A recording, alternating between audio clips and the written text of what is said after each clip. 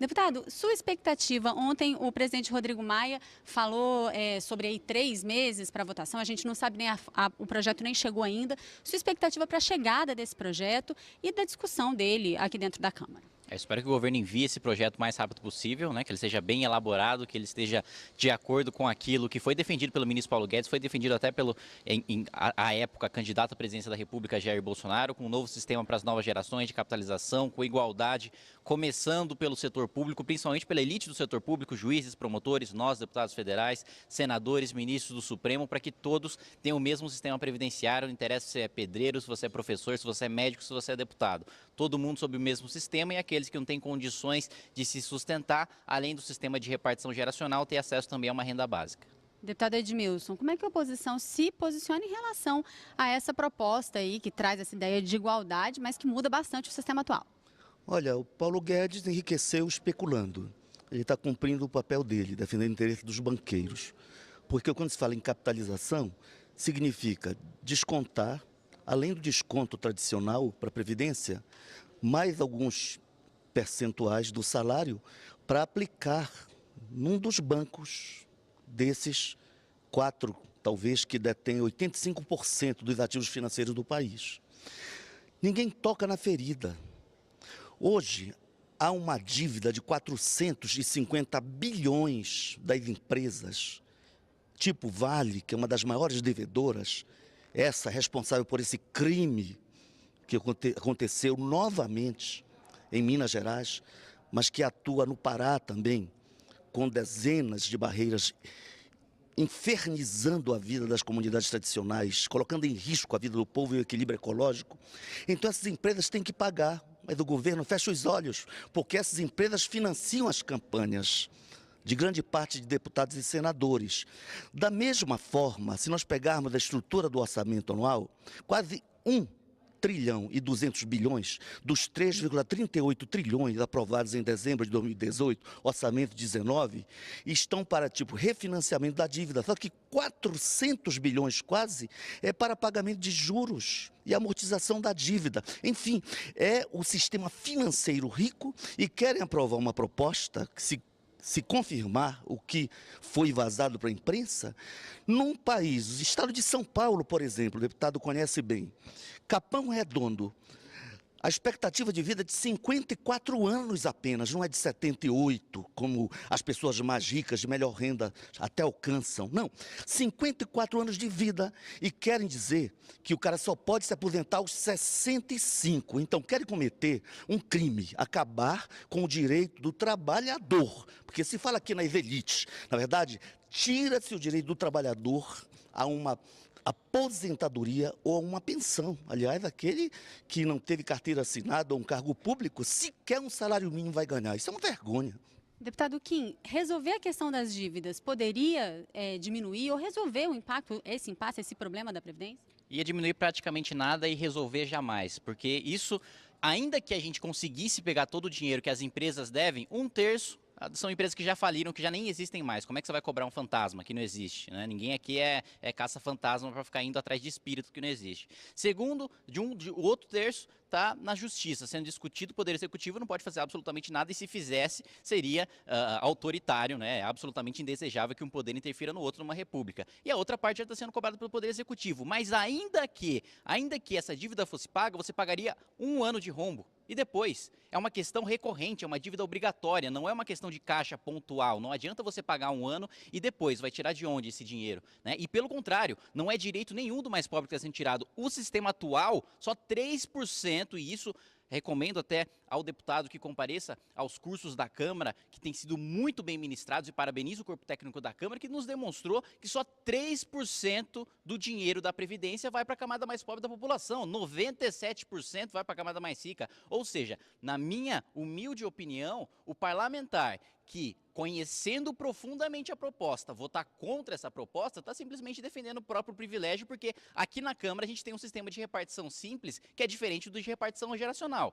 Pergunta para para qualquer um desses deputados que são contra a reforma da Previdência se eles abriram mão da aposentadoria parlamentar deles. Nenhum deles abriu mão. Eu abri mão mesmo sendo a favor da reforma. Eu abri mão para dar exemplo, para poder falar, para poder ter a moral de falar, olha, eu abri mão da minha aposentadoria parlamentar, eu estou no regime geral e eu quero que seja igual para todo mundo. Então, não resolve o problema da Previdência. A questão da dívida é uma questão gravíssima sim e fica ainda pior se a gente não pagar o rombo da Previdência. Por que existe dívida? Porque o governo gasta. Porque o governo gasta porque você não tem superávit primário. Se você não tem superávit primário, é justamente por causa do rombo da Previdência que você pegar hoje todo o gasto com saúde, educação, segurança interna e externa, diplomacia, tudo, cada hospital, essa Câmara dos Deputados, o Senado, pega todo o gasto que a gente tem. Vamos vender tudo, vamos parar de gastar com tudo. Ainda não dá para pagar o quanto a gente gasta com Previdência. É esse o tamanho do problema e é uma questão matemática, não é uma questão ideológica. Não interessa se você é de esquerda ou de direita, dinheiro não nasce do chão.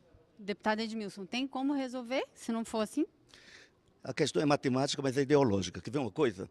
Talvez o deputado não saiba, mas há estudos importantes da Auditoria Cidadã da Dívida que mostram que o Brasil tem comprometido em torno de 42% a 43% no ano passado do seu orçamento global com os serviços, amortização da dívida ou refinanciamento da dívida. Refinanciamento porque nem consegue pagar, porque ela era de 66 bilhões na época do Fernando Henrique, e ele está vivo, não é tão antiga a fase do PSDB na presidência, passou por Lula e Dilma.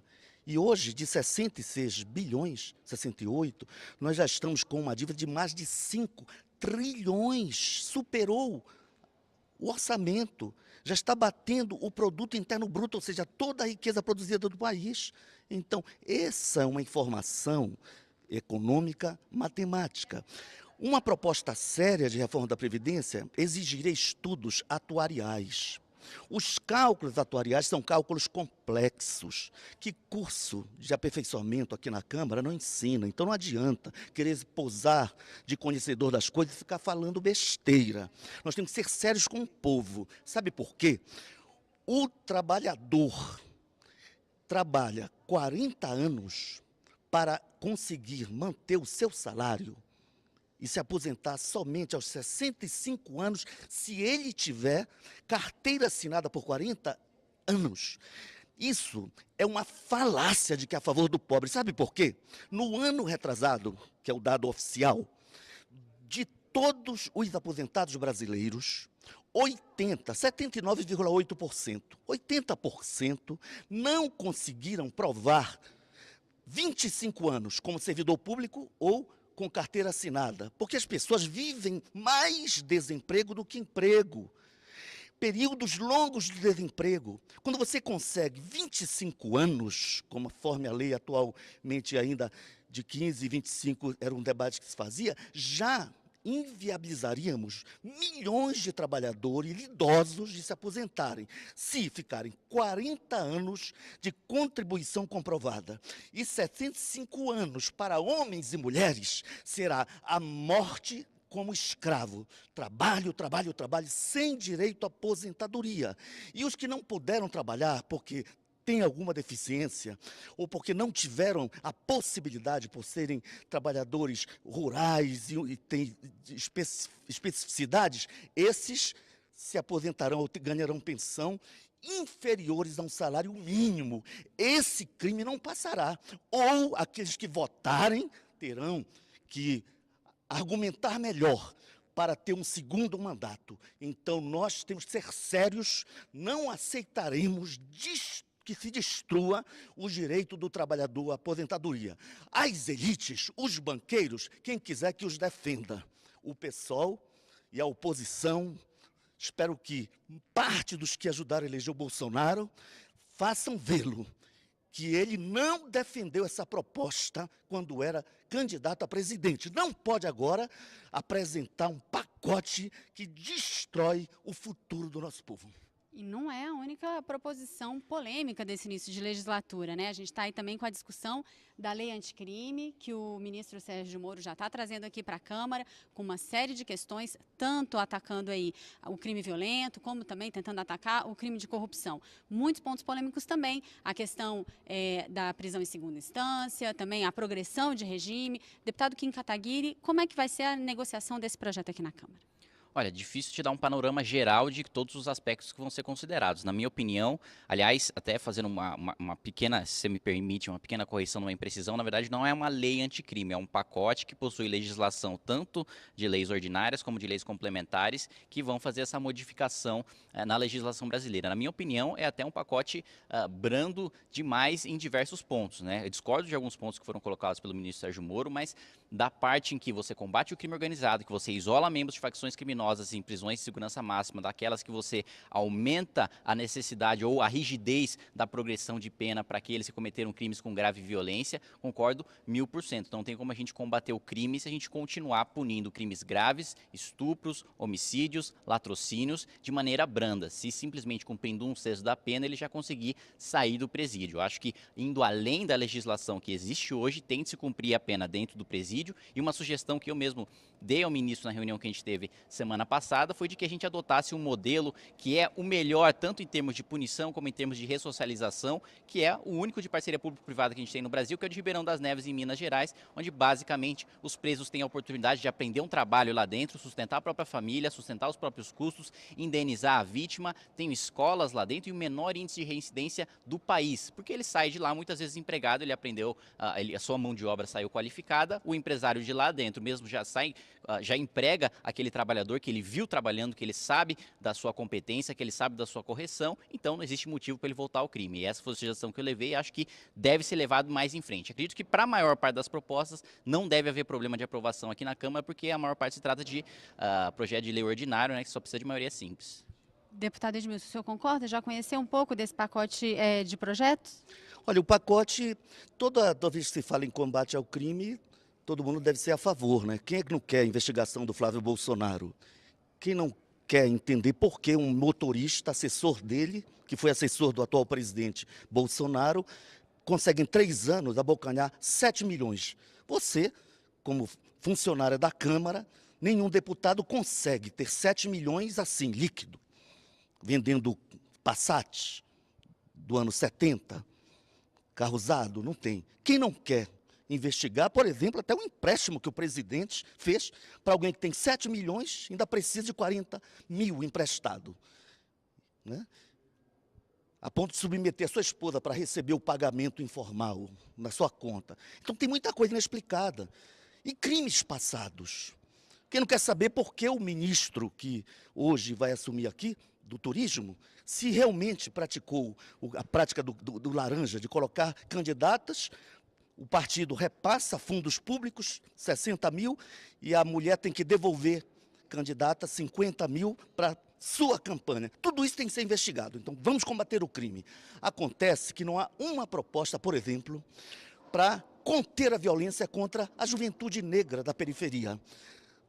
Dos 888 mil assassinatos violentos no ano passado, assassinatos, mortes violentas, como se classifica, 70% são classificados como jovens negros. Então, e não há política para isso? Então, propõe-se aumentar as penas com o armamento flexibilizado. Certamente, os crimes de feminicídio e a violência contra essa população mais carente aumentará. Nós temos um caos no sistema penitenciário. Se hoje as cadeias já não dão conta dos presos, nós vamos agora ter, por mais tempo, mais gente presa. E não se pensou nada disso. Além de uma série de questões que ferem a própria Constituição Federal, conforme alguns ministros, alguns grandes juristas da própria OAB, instituições nacionais e internacionais estão levantando. Até mesmo a questão de colher o DNA, obrigando uma vítima que pode ter cometido um crime e está pagando pelo crime já condenado a provocar provas contra si mesmo em outras situações. Então, tudo isso deve ser debatido com muito carinho para que não se cometa violências contra a Constituição Federal e não se crie uma situação de explosão do sistema penitenciário e explosão dos índices de violência no país, já são insuportáveis. Deputado, essa questão da legítima defesa na ação policial, que é um dos pontos, né, do pacote, isso pode acabar agravando esses índices aí que o deputado mencionou, né, dessa grande violência que é sofrida nas comunidades pelos jovens e negros? Acho pelo contrário, o que você vê no pacote, aliás, até corrigindo uma imprecisão do deputado, não há aumento de pena, não há modificação nesse sentido de aumento de pena no Código Penal. A maior parte das modificações são no Código de Processo Penal, são questões de procedimento e na lei de execuções penais. Então, para você falar sobre um projeto, é importante que você leia o projeto e você conheça cada um dos projetos para você falar com propriedade dele. Então, antes de qualquer coisa, existe sim a política pública para conter homicídios contra a juventude negra, contra a juventude branca, contra a juventude anã, asiática, transexual, porque o homicídio é o mesmo para todo mundo e a progressão de regime também dentro do Código de Processo Penal é a mesma para todo mundo. A partir do momento que você modifica e enrijece a punição para todo mundo que comete todo esse tipo de crime, inclusive os crimes cometidos por policiais, que a gente sabe que nenhuma instituição é santa, nenhuma instituição é imaculada, tá? Imune a erros, existem falhas em todas as instituições, aqui na Câmara, na Polícia, na Presidência da República, enfim. E mais, existem medidas sim para combater as suspeitas levantadas aqui pelo deputado em relação ao caso do Flávio Bolsonaro, em relação ao caso do motorista. Os crimes de colarinho branco são justamente esses em que o deputado se confundiu ali na questão das penas, que você tem uma modificação efetiva no Código Penal para que seja, aí sim, aumentada a pena para quem cometeu esse tipo de crime. Ou seja, justamente todos os pontos levantados pelo deputado, e aqui peço data máxima vênia aqui para discordar, são esses mesmos que estão sendo alterados justamente para solucionar esse tipo de problema. E o problema não tem raça, o problema não tem cor, o problema não tem idade. O crime é cometido contra qualquer um. E me causa espanto falar sobre a questão do DNA quando o que foi colocado, se vocês prestarem atenção no que o deputado falou, é de que muitas vezes a vítima é obrigada a ter o seu DNA coletado uma vez que ela foi condenada. Mas peraí, se ela é vítima, como é que ela foi condenada e está cumprindo pena? Ou ela é vítima, ou ela é o criminoso que cometeu o crime. Não, como assim as suas coisas? Não pode ter sido vítima de outro crime? Não, pode ter sido vítima, mas aí é um processo diferente. Né? Ou não se julga no mesmo tempo um processo penal, né? Mesmo porque a pena no processo penal é intransferível, né? Intransponível, um dos avanços de direitos humanos que a gente teve, ou ele é julgado no processo como réu, ou ele é julgado no processo como vítima. Né? Não existe os dois ao mesmo tempo. Né? É uma confusão, uma imprecisão. E como é que se pode falar em produzir prova contra si mesmo se o crime já está provado, ele já está cumprindo pena, e aquela amostra só vai ser utilizada em investigações futuras caso ele volte a cometer algum crime. Ou seja, o cara já está admitindo que ele vai voltar a cometer algum crime, falando, não pega meu DNA não, porque eu vou voltar a cometer algum crime, aí eu vou estar produzindo prova contra mim mesmo. Isso aí é uma esquizofrenia ideológica gigantesca. Deputado Edmilson, terminando então de falar sobre esse projeto de lei e também sobre a estratégia do governo de apresentar 2 projetos importantes, né, de estar aí discutindo nessa dupla frente, reforma da Previdência e esse pacote de leis anticrime. O senhor acha que isso pode ser bem sucedido aqui na Câmara? Como é que o senhor avalia isso? Olha, eu acho que o governo deveria ter uma estratégia, mas não se entende, nem vice. O presidente está para morrer, mas a sua assessoria mais direta praticamente o obrigou, o constrangeu a reassumir o cargo porque ele não tem confiança no vice, que é um general de carreira, né? Por discordâncias pontuais, nem chegam a ser ideológicas de fundo. Né? Então, eles que decidam a sua estratégia. Nós vamos inviabilizar, na medida do possível, essas medidas que são contrárias ao interesse nacional e ao interesse público. Mesmo que o deputado não queira, ele nunca passou fome. Eu sou filho de um comerciário, mas nunca passei também. Meu pai sempre teve emprego, apesar da origem humilde, porque ser pobre não significa ser miserável. Mas no Brasil, há milhões de pessoas que não têm um prato de comida por dia, maioria negra. Quando se tem os índices de violência, as vítimas são pessoas brancas em minoria. A maioria é jovem e negro. Nas cadeias hoje, quase 66% dos presos nas penitenciárias federais e estaduais do país são jovens com até 29 anos. Ou seja, nós estamos destruindo o futuro do país.